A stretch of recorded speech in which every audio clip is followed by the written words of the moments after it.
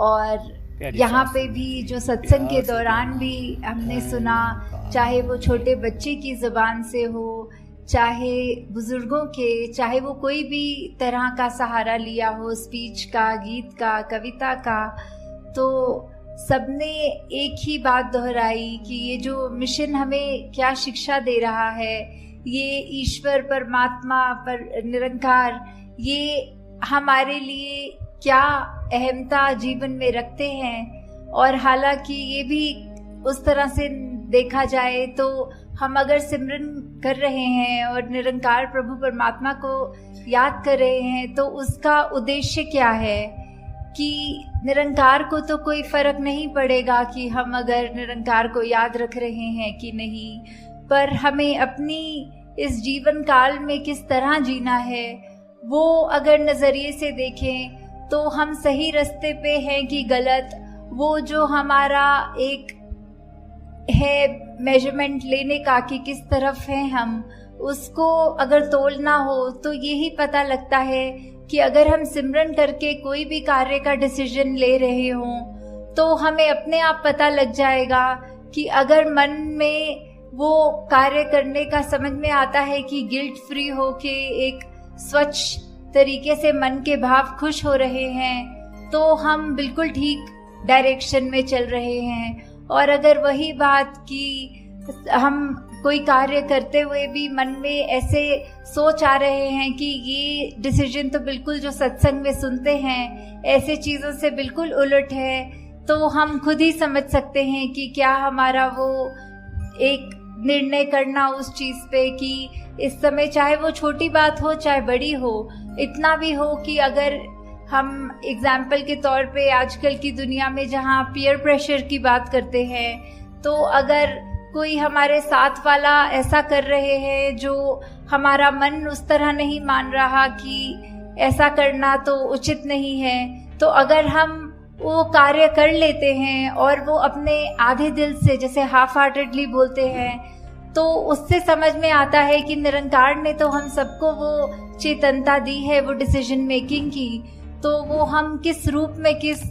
तरफ वो लेकर जा रहे हैं। क्या हम सिर्फ उसी लिए ये कार्य कर रहे हैं कि सदियों सदियों से ये कार्य हो रहा है और अब तो ये परंपरा बन गई है, ये एक रूटीन बन गई है।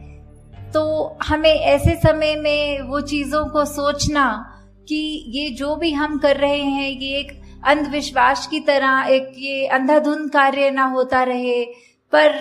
किस तरफ हमारी सोच हमें जो सही मार्ग दिखा रही है, जो निरंकार प्रभु परमात्मा का आसरा लेने के बाद जो ये सोच बन जाती है, तो वो कभी भी हमें गलत रास्ते नहीं जाने देता। और साथ ही जहाँ आज हम सत्संग में ये बहुत अलग तरह की भावना भाषाओं में सुन रहे थे, कोई प्रेम, नम्रता, करुणा की बात, कोई विशालता की बात, कोई इस निरंकार की महिमा का बयान करते हुए या फिर सिर्फ अपने मन के भाव कर रहे थे, तो यही सोच में ध्यान में बात आ रही थी कि किस तरह चाहे हम कहीं से भी आए हो, हम एक दूसरे को सत्संग में यहाँ बैठ रहे हैं, हमारे आगे पीछे दाएं बाएं जो बैठ रहे हैं हम उनको जानते भी नहीं, उनका नाम भी नहीं जान सकते। तो जहाँ हम इतने छोटे से कमरे में बैठे हैं तो एक दूसरे को नहीं जानते, और तो जब विश्व की बात आती है तो ऐसे तो कितने अनगिनत देश हैं और कितनी पॉपुलेशन वर्ल्ड की है, तो हम किसी को भी उस तरह नहीं जानते। तो ये जो बात आती है कि हमने संसार में सभी से प्यार करना है, तो वो कैसे अचीव हो पाएगा। हम नहीं तो एक अगर किसी को जानते हों उसको तो प्यार कर लेते हैं, एक अजनबी की जहाँ बात आती है उसको कैसे प्यार करना है। तो बात सिर्फ इतनी सी ही है कि जो हमारी आत्मा का स्रोत है वो निरंकार ही है, तो वो हर एक के अंदर है। वो सिर्फ ये मनुष्य शरीर वालों के लिए बात ही नहीं, बल्कि पूरी वनस्पति या पूरे जो भी स्पीशीज हों इस संसार में सभी में तो है,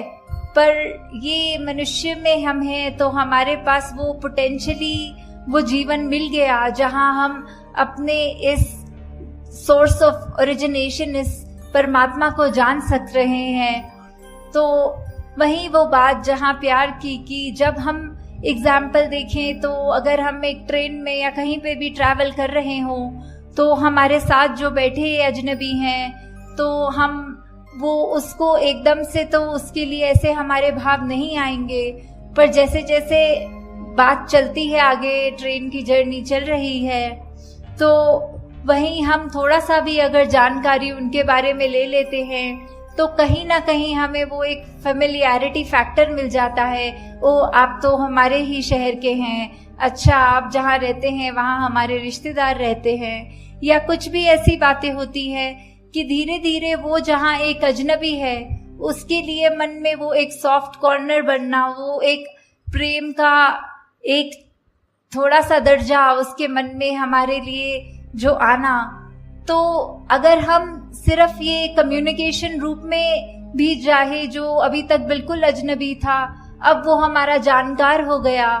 और ऐसे ही जहाँ लार्ज स्केल पे देखें, दुनिया की बात करें, तो ये तो संभव ही नहीं कि हम हर एक से जा के बात करें और ये फेमिलियरिटी फैक्टर देखें। तो किस तरह यही है कि सभी से प्यार करना,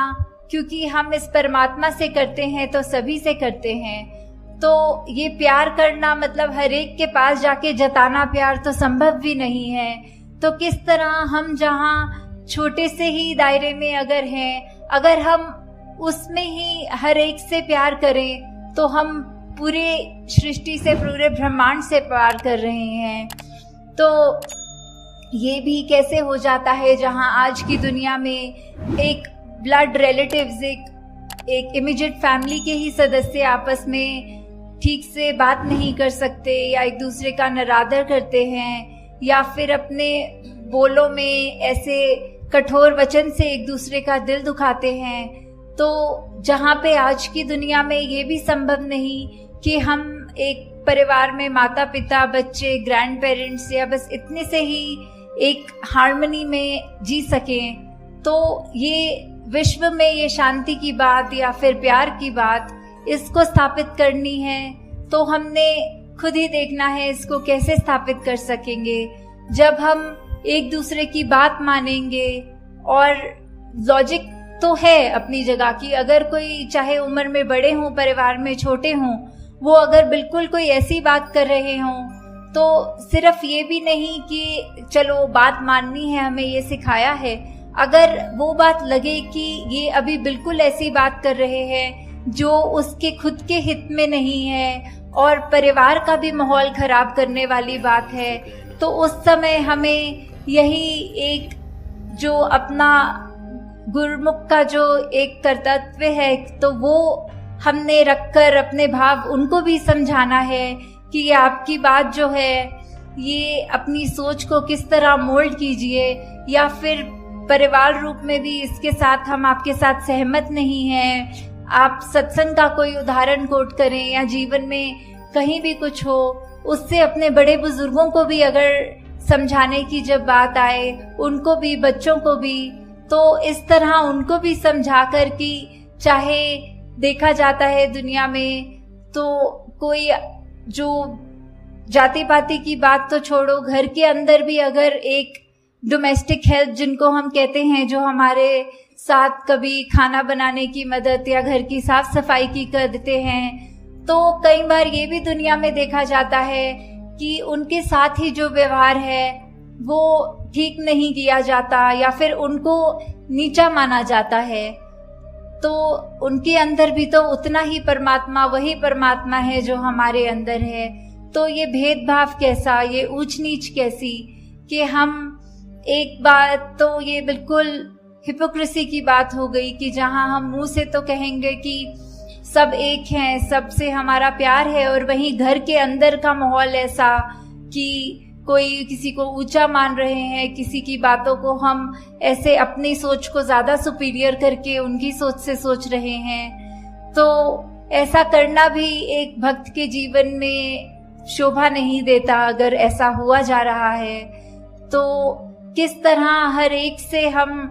सिर्फ एक वो प्योर इंटेंशन से जब प्यार करेंगे तो वो दायरा हमारा अपने आप बढ़ता जाएगा। जब हमको घर में वो एक खुशी का माहौल एस्टैब्लिश हो जाए, धीरे धीरे जहाँ हम स्कूलों में पढ़ते हैं या काम करते हैं ऑफिसेज में, धीरे धीरे वही माहौल हम जब वहाँ लाएंगे तो एक ये जो रिपल इफेक्ट होता है, जो एक बूंद अगर कहीं पानी में गिरती है तो उसकी एक भीनी भीनी लेयर्स करके वो आगे की ओर जैसे बढ़ता है, तो वही एक विश्व में बात पहुंचेगी। और ऐसे ही ये हम विश्व में चाहे कोई कहीं से भी आया हो, उसको उतना ही प्यार, वो चाहे पहली बार जीवन में मिल रहा हो, बिल्कुल ये अपनेपन की ये एक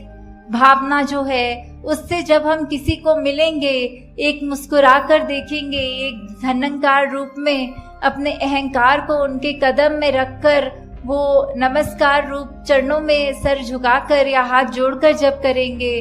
तो उसी से हम अपने आगे दूसरों तक वो प्यार पहुंचा रहे हैं। तो बहुत बार दुनिया में देखा है कि काफी सब कहते हैं हमें ये पसंद नहीं है, हम एक क्रांति लाना चाह रहे हैं। तो सबसे बड़ी क्रांति तो एक हर एक के अपने मन की क्रांति होगी, जहाँ एक कोई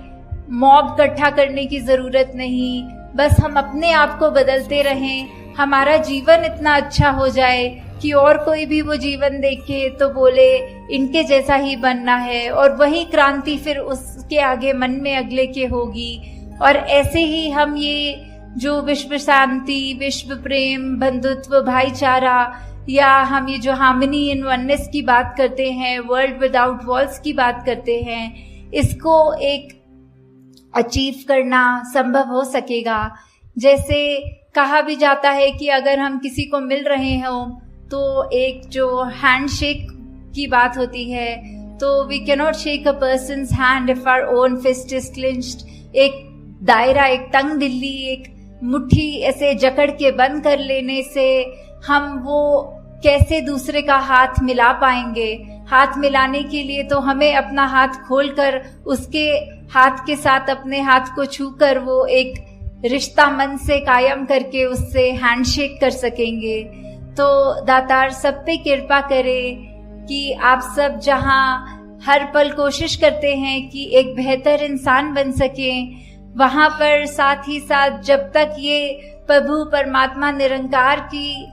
सोच मन में है, किस तरह का संतों ने युगों युगों से सिखाया है कि एक मनुष्य की ये ह्यूमन क्वालिटीज क्या होती हैं, वो ज़्यादा से ज़्यादा अपने लाइफ में डालने की, उतारने की जब तक हम कोशिश कर रहे हैं, तो हम तब तक एक ठीक डायरेक्शन, एक हमारी दृष्टि, दिशा, हर चीज़ एक तरफ है, तो वो सही तरफ है कि गलत है वो हमने तय करना है। और वो निरंकार का सहारा लेते हुए अपने आसपास के जो भी संत महात्मा हैं, वो जो अच्छी शिक्षा दें, वो शिक्षा को ग्रहण करते हुए अपने जीवन को और सुधारना है। और दूसरों पे भी कोई टिप्पणी करने की ज़रूरत नहीं कि ये तो बोलते कुछ है, इनकी पर्सनल लाइफ में झांक के देखो तो इनका जीवन तो अलग है, ये सत्संग में तो आकर कहते हैं कि गाली गलोच नहीं करना, और इनके घर अगर जाओ तो ये तो प्यार से ही बात नहीं करते। तो वो उनकी अपनी जिंदगी है, वो जो रिश्ता उनका फिर आगे निरंकार को पता है उनके साथ क्या करना है। हमने कुछ वो नहीं सोचना कि ऐसा व्यक्ति कहता कुछ है करता कुछ है। हमें सिर्फ अपने लिए, हमारे हित के लिए क्या है वो देखना है कि अगर ऐसा कोई इंसान जिसका हमें पता है कि कर्म रूप अच्छा नहीं पर वो बात अच्छी कर रहा है, उस बात को ग्रहण करना है। जैसे हम सब ने बहुत बार ये एग्जाम्पल सत्संग में सुना भी है कि बाबा गुरबचन सिंह जी के पास जब सब कोई आए थे महापुरुष और कह रहे थे कि आप कहते हैं कि हर एक में उसकी अच्छाई ढूंढनी है, तो आज सुबह आते समय संगत के एक शराबी जो नाले में गिरा हुआ था वो दृश्य देखने को मिला, तो उसमें से क्या अच्छाई अपने जीवन में डालें। तो बाबा जी ने आगे से यही उत्तर दिया कि आप ये सोच लो कि उसका जो जीवन है, हमें ऐसा अपना जीवन नहीं बनाना,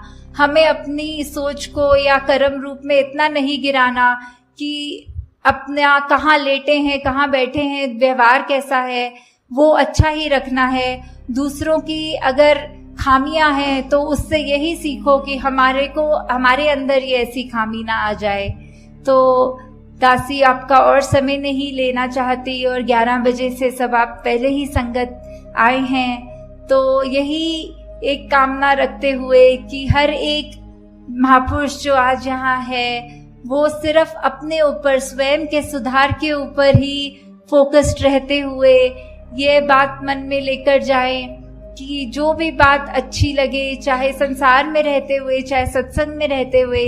किसी की ऐसी बात हो कि अगर एक मनुष्य की 10 बातें बुरी और एक अच्छी, तो भी उस मनुष्य से कैसे प्यार किया जाए, उसको रिस्पेक्ट कैसे कर सकें, वो उसकी एक कोई खूबी लेकर उसको उसी तरह प्यार दिया जाए। तो दातार कृपा करे कि सेवा सिमरन सत्संग आप सबकी झोली में जहाँ हमेशा रहे, वहीं सबका ये जज्बा भी वो कायम रहे, एक सुधार के लिए आगे से आगे बढ़ते चले जाएं। साथ संगत जी धार